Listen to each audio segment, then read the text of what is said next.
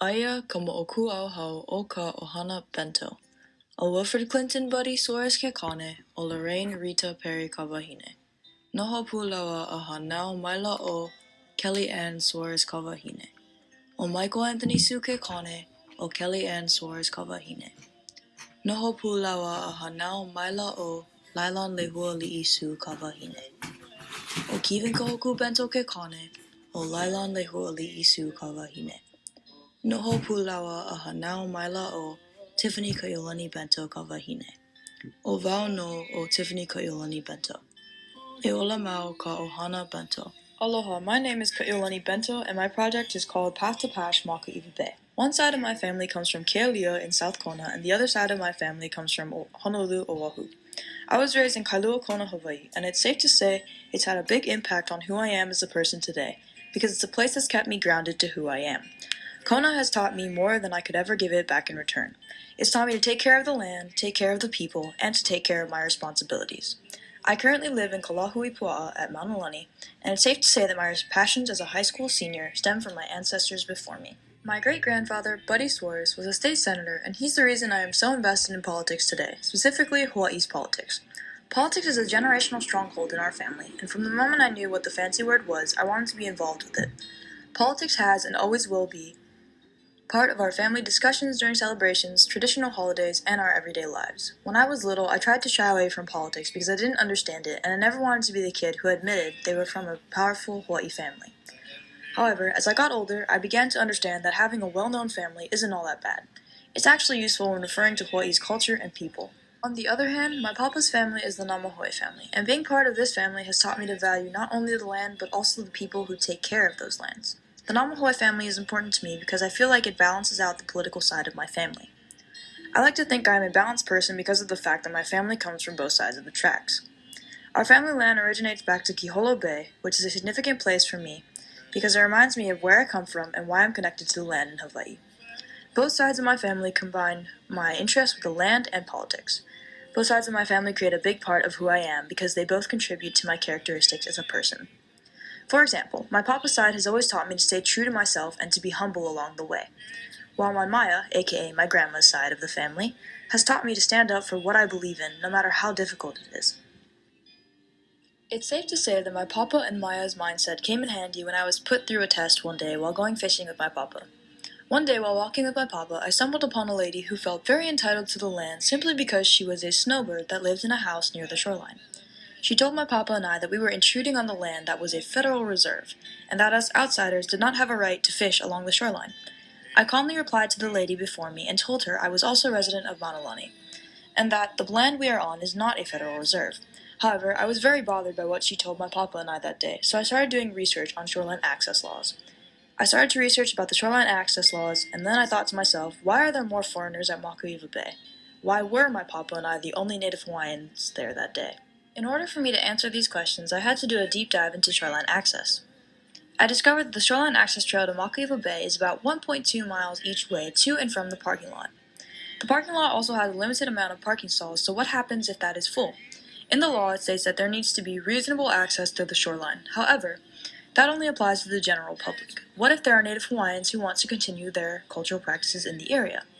How do they access a bay when there's a limited amount of parking spaces for them? How will their kupuna walk a hilly lava trail for 2 miles?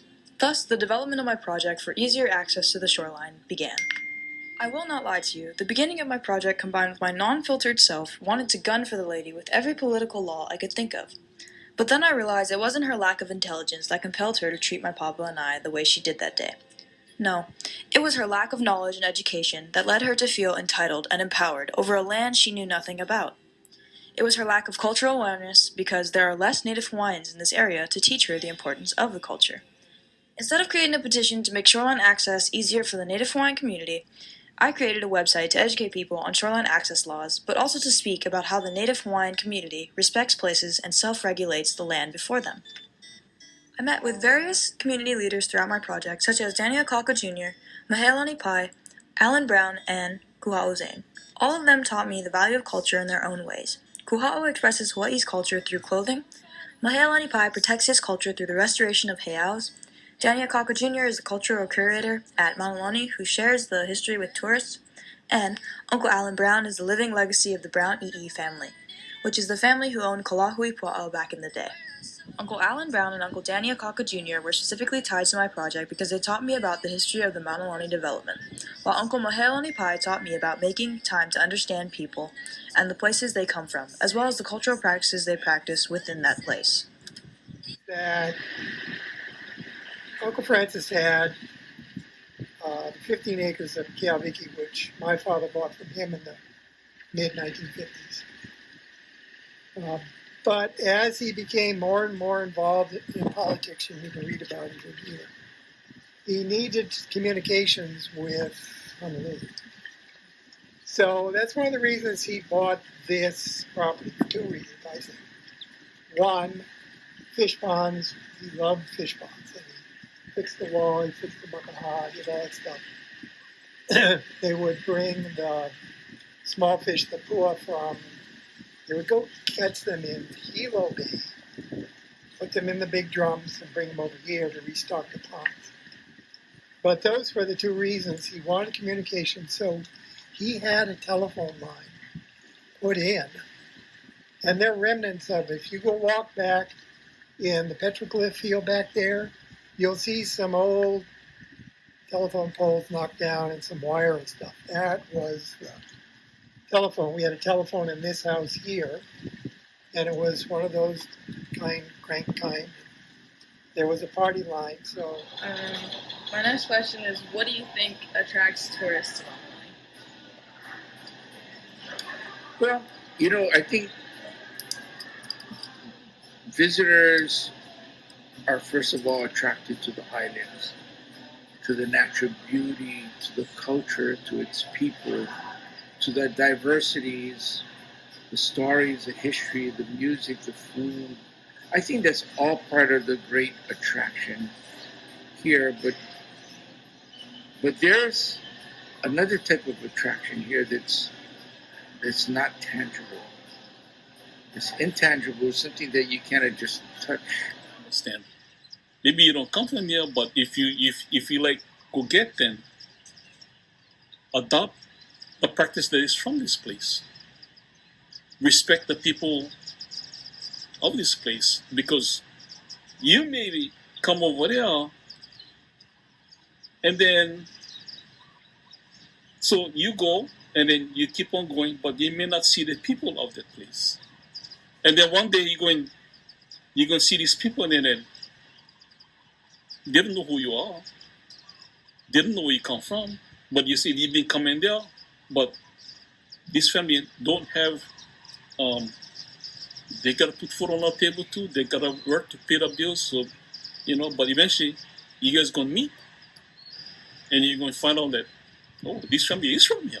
Oh, this is the practice. So there's a big window that I feel that people gotta make the time. You go into one place, make the time to learn. Make the time to understand what is the practice of this place. Throughout my project, my mentor was Shea Kamaka'ala, and she taught me the importance of cultural practices within regards to the law. She helped me research cases such as the 1982 Kalipi case, which led to the expansion of cultural gathering rights in the 1992 Pele Defense Fund, which all evolved to the current PASH, Public Access Shoreline Hawaii laws today. This is the home page of my website. If you go up here to the home tab, there's a pull down where it says project and you click that. That is my project. Below that, there is my interviews that I've done throughout the year. Below that is my logo creation and the story behind my logo creation. And then the bottom tab is my legal research that I did with my mentor throughout the year. The next tab is the history of Maunalani and everything that happened to the development. And then on my next tab over here, I have the About Me page, which is basically just my background. And then I have a news article addressing shoreline conflicts right now in Hawaii. And then the last tab is my Legacy tab, which basically talks about the legacy for Makuiva Bay. Throughout this project, I've learned what it's like to truly be passionate about something, and that has been one of my greatest assets. I hope that through this website, I've accomplished my goals of spreading cultural awareness and educating foreigners on the importance of shoreline access in order to preserve the cultural practices of the Native Hawaiian people. Because after all, Native Hawaiians are more than a luau show. They are the living stories of their ancestors.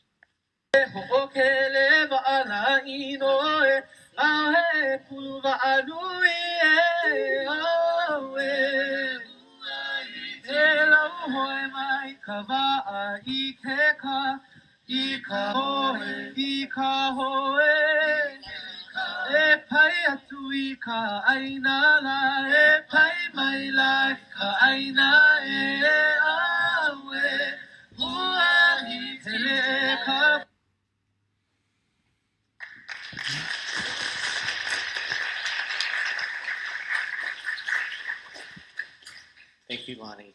Let's start off the Q&A with Kumupua. Hey, mahalo Lani for wrapping us up with such a strong and passionate project. This is something that definitely took a lot of dedication and time. You were as deep in your research as you were engaging with some important community members, especially along the coast. So you interviewed two pillars, I would say, in your project, just like in the short spans of 9 months. Uncle Mahelani Pai, Uncle Daniel Kaka, and Uncle Alan Brown. If anybody knows any history about any of these three men, they come from different backgrounds, but they also have this really huge investment in what's happening on our shoreline. There was definitely a lot of differences in what they shared with you. What would be something that they shared with you that kind of linked all of their stories together and empowered you to move forward with this project? I think all of them together, they basically just emphasized cultural practices within areas and getting to know people within the area. Don't just assume things about an area, actually take the time to learn about the place, and then also self-regulate the area. If you go into an area and throw trash, pick that stuff up, and just respect the place that you're entering. You did a lot of research for this project. Was there anything surprising or shocking that you learned about shoreline access laws? Yes, actually, that it could be interpreted in a lot of ways, and the vagueness of words sometimes are purposely put in there by people so that it could go either way. Shoreline access is a huge conflict in Hawaii. People that move here feel entitled to the land in some way, and they're able to buy it through laws that are really vague. Beautiful work, Lonnie. I was just wondering, with all the work that you've done with politics and law all within your Capstone project, if you plan to continue that line of work within your future or profession or even college. Yeah, actually, thank you, Chloe. I will be attending the University of Southern California with a business major and a pre-emphasis in law, and then I would like to join the international relations program because I eventually want to go into international family law, and then I want to tie that back to how it relates to international law in Hawaii. Wow, that's big work. So I definitely have a governor, at least one governor, out of this class. Yes. Any other questions for Lani? Yes. Yep. Yeah. Yep.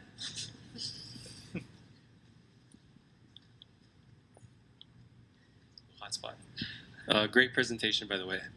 My question to you is, based on your project now, what do you feel is the best way to you as a person to address the situation that you encountered in the beginning? Or maybe your advice to one of us that may or have encountered the same thing? I think just research is the biggest. I feel like if you're going to talk about something, know it to the fullest extent. Know the law like the back of your hand, basically, because people will come for you with these things. It's a very heated topic, I would say. And especially in the legislature right now, there's a bunch of shoreline access conflicts right now. I think Jeff Bezos is working on something in Maui that's drawing a line in the middle of a bay, and a bunch of local people are really conflicted about that. So I think just learning about it and then trying to actively participate in something is probably the best way I'd go about things. So your mentor was Shea Kamaka'ala. What was one of your biggest takeaways from your time with her?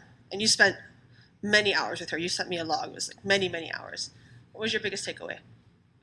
I think she really emphasized the cultural practices of things, because I think Hawaiian laws are very specific to cultural interpretation, and that can be interpreted in many different ways. So it depends on how you practice those cultural practices, and also how those practitioners in the area practice them before you. And she really emphasized that portion on me. So yeah.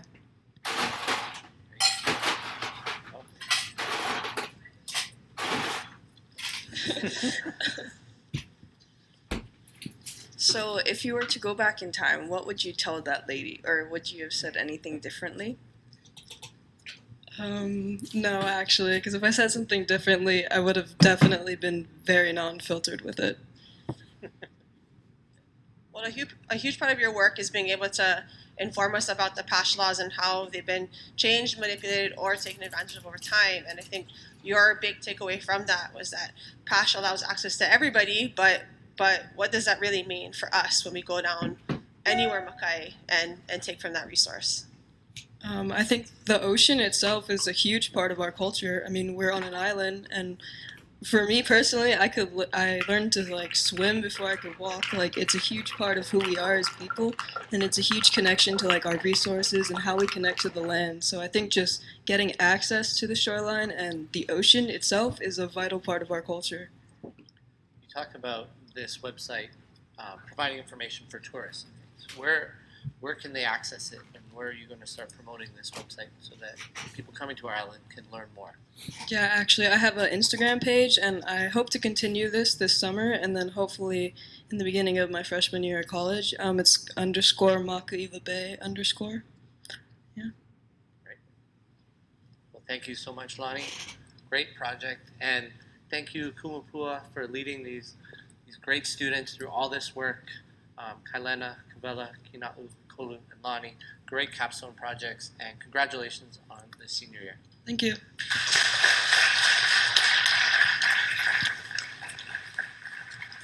And thank you, everybody. This concludes our 4th day of Capstone. We've got one more day wrapping up tomorrow. Mahalo.